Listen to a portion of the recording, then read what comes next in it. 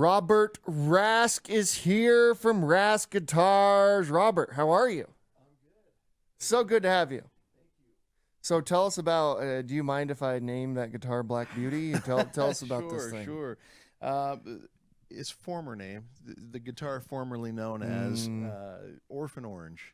Ooh, I love it. Orphan Orange is a much better name than Black Beauty. So I'm going to give Robert props on the naming. You're out already. I read Black Beauty in like grade school, and now like anything I call it. I don't know. Orphan Orange is a little more negative Orphan. than Black Beauty. Yeah. So. That's a good thing. So how did you get into this? Into guitar building, you know, like everybody, I've been through some hard things. About 16 years ago, went through a divorce, kind of lost my family. And like anybody else, I mean, you know, hard things bring about good things, I guess, in the long run, right? So I turned to music. I started playing the guitar for the first time, and I found it very healing and cathartic. And, you know, I started writing songs, and that helped me to get a lot of that emotion out. And then the second thing that happened was I started looking at this guitar I was playing and thinking, wow, that's all made out of wood. I wonder how that works. And I wonder if I could do that, you know. I've been a lifelong woodworker. So, yeah, I started my journey then and started researching. It took me 2 years to kind of build up the nerve to try it out. So to walk me through those 2 years, because I find those 2 years fascinating. Sure. What are you doing? Are you watching YouTube videos on how to make guitar, or are you just like, you already have the skills of a woodman? Yeah. Is that the right word? Woodman. A woodman? Yeah. Yep. So you're a woodman already. Yes. So you've got that base of knowledge. And then you've got to do this. Like my dream in life, so you know, Robert, is to build a canoe with my bare hands. Awesome. Which he does not possess the skills to do. I can assure you right now. Bare hands, though. Yeah, like I'm not going to wear gloves. Robert, I'm not going to wear gloves. Splinter Man over there. Aw. Ow! Ow! So, but I'll never accomplish that. With your bare hands, I would agree. I'll never accomplish it with all the equipment needed. Okay. So how do you go about, like, I'm fascinated by, like, you wake up one morning, you're like, I'm going to build guitars. This is how I'm going to, like, deal with life. And Sure. life is sad and miserable. We can all agree with that. Yeah, Can be. You agree with that. absolutely. So life is what it is. And so you got to get through it somehow. And you say, I'm going to build guitars. Well, what do you do? What's the next step? So I started reading books. That was the first thing I did. Because YouTube didn't really... Oh, yeah. I mean, it was barely coming out back then, and there wasn't a single video on lutherie, you know, or building guitars. So I read books. I found a couple of local luthiers that built guitars and went and started picking their brains and, you know, bugging the hell out of them and, you know, talking to everybody I could and just started researching it that way. There's one book that I read, Guitar Making Traditions and Technology, and it's kind of referred to as like the Bible of guitar building. So I consumed that over and over again, and then I finally kind of built the nerve up and started. How many times did you fall asleep while reading that book? That sounds so boring. You know The what? title To of that most book- people, it would be.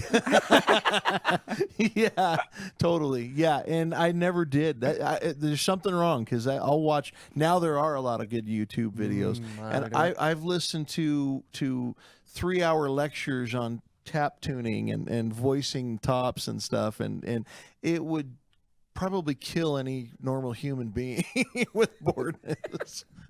You said a word twice that I didn't recognize. It's Lucifer, Luther. What did you say? Luther. It goes back to our sin discussion. Robert's playing into it. There you go, lutherie. So I'm a luthier, and that's So what is that? Is that like a stringed Seventh-day instrument. Adventist? Or? close. Just a different day. We go to church on Thursday. We meet every Wednesday, 7 to 9 a.m. Right. So yeah, it's a stringed instrument builder, and it comes from the French word lute. And so yeah. So you go through, you're reading these books, and you figure out how to do it. Now, at what point do you realize I'm going to make a business out of this? It wasn't until after my first guitar was completed, and that took me several years, because after I kind of started, then life happens. I ended up getting married, moved, didn't have anywhere to work on anything, so it went on to storage for several years. Then the first guitar, once I started back up, it was another 2 years of trying to figure it out. And you know, I'd get stuck on a lot of different processes and maybe sit around for a couple of months, and it was part-time hobby. Sure. So I get that first guitar, and that was life-changing, man. It was really cool. So I've got all this time and anticipation that I'd been working on this thing, and I didn't even know if it was going to hold together. You know, you got 150 pounds of tension pulling on these strings, right? And I'm terrified that this thing is just going to implode on itself when we string it up. You know, so I don't know if it's going to sound like you know, rubber bands on a cardboard box, or if it's going to be playable or play in tune or anything. You know. And I'd never set up a guitar and made the nut and saddle or set the intonation or the action. So I actually took it to somebody to get it across the finish line and string it up. And that day, this guy had 30 years of experience. You know, I trusted him. So we take the guitar in there, and he goes through the motions. And the very first sound I hear was that first string as he's tightening it up, and you hear this, you know, as it comes. Yeah. I'm like, ooh, I think that's There going to you be good. You know, so he gets it all strung up, tuned up, and he plays the first few chords and measures, you know, and it just filled this little room with this just glorious sound. And I got emotional, you know. Yeah. And he puts the thing down, and he goes, "That's the best guitar I've ever heard." Whoa. And I was blown away. I mean, I just wanted to make something that resembled, you know, a playable guitar. And to hear this thing, it was life-changing. And I mean, that was it. It was like, there's nothing else I want to do in life. At that point, you're addicted. Like, how do I Completely. just feel that every Completely. day? Yeah. Yeah. Well, and then you also have to understand that, you know, the connection that I have with music, you know, it saved my life in a very real sense, right? Music is powerful. It can enhance or you know, every emotion in the human experience can be, you know, enhanced by music, right?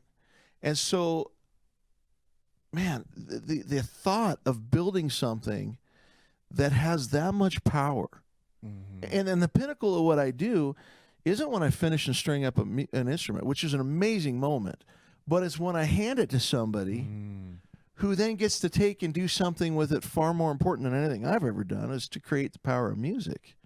And so that was the part where I finally went, I'm made for this. This is such a gift. I mean, I'm just humbled, you know, by the opportunity. So Other than the one you just mentioned, what's a moment where you've handed a guitar to someone, like a musician or someone, and it's just been unbelievable? yeah.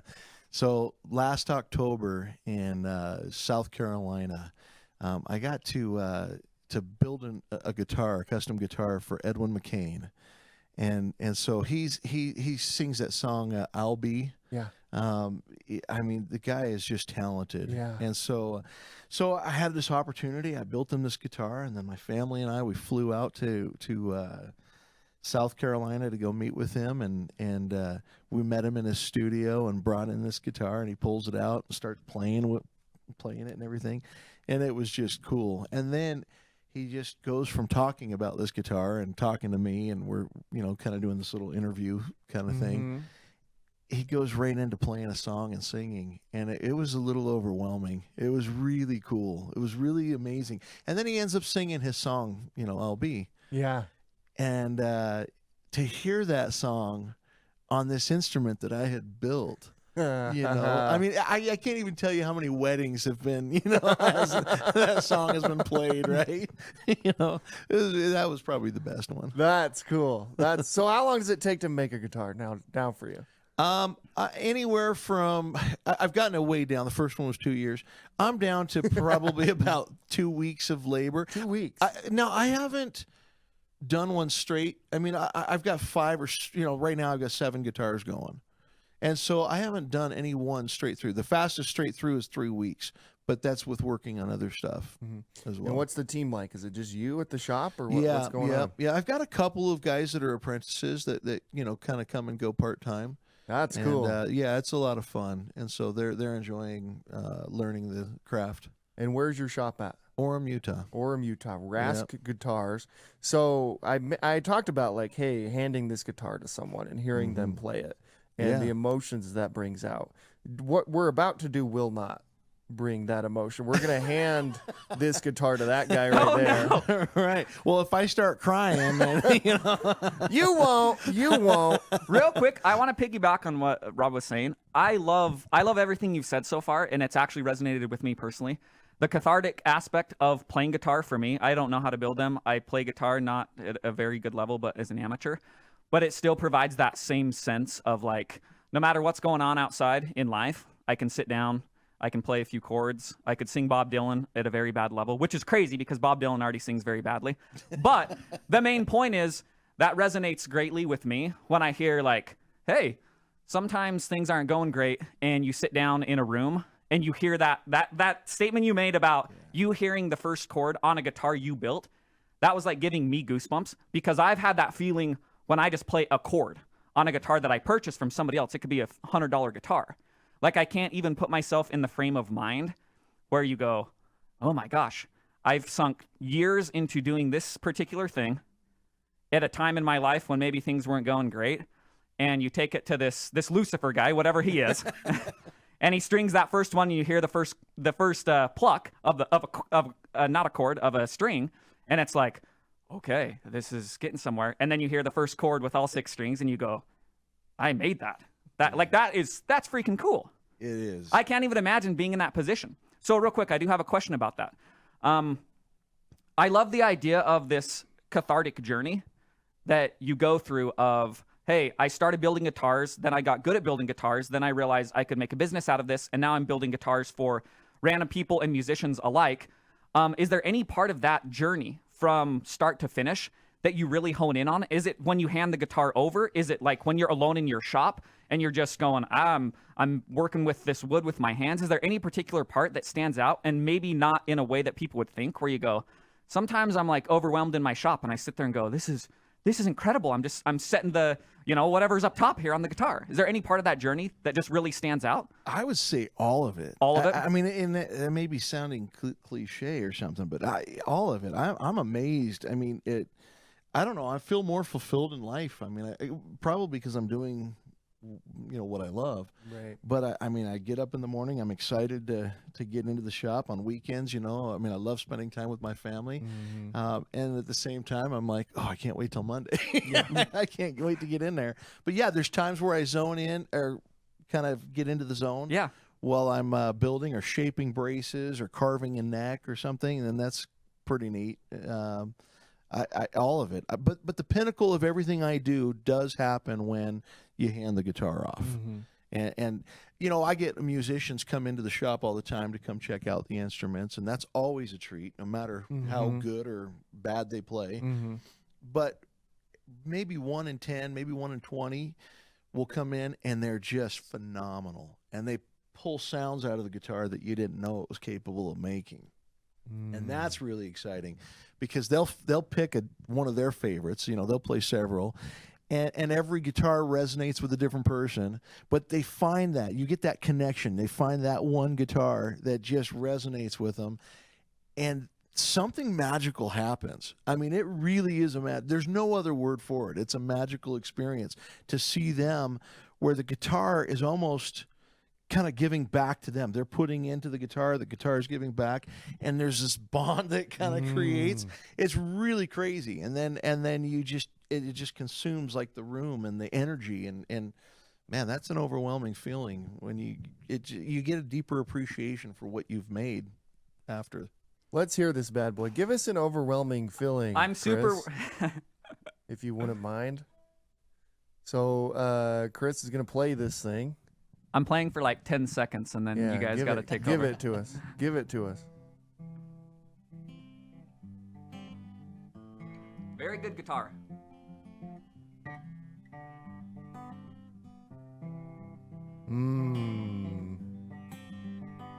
Keep playing.